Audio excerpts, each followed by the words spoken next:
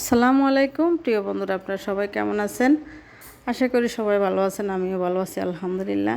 তা আমি আজকে এই যে পাটের শাক ভাজি করব সেটা আপনাদেরকে শেয়ার করব। তো ওই পাটের শাকগুলো খুবই সুন্দর, একদম গাছ থেকে তুলে নিয়ে আসছে বাড়ি থেকে।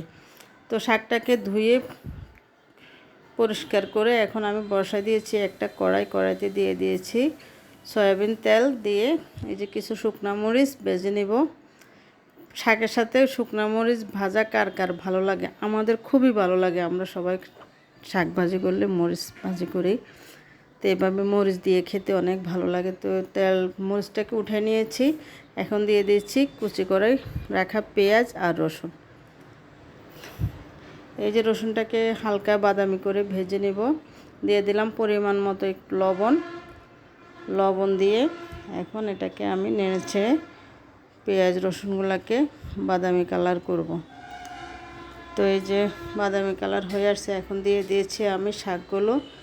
তো শাক দিয়ে এটাকে নেড়েচেড়ে, শাক যত বেশি নাড়াচাড়া করবেন তত বেশি শাক জর্জর হবে, খেতেও অনেক ভালো লাগবে। গরম গরম ভাতের সাথে এই যে পাট শাক ভাজি খুবই মজা। এই যে আমার শাক অল্প একটু হয়ে গিয়েছে, এই যে ফাইনালি শাক ভাজি হয়ে গেছে। সবাই ভালো থাকবেন। ভিডিওটি যদি ভালো লাগে লাইক কমেন্ট শেয়ার করুন, পেজে ফলো দিয়ে সাথে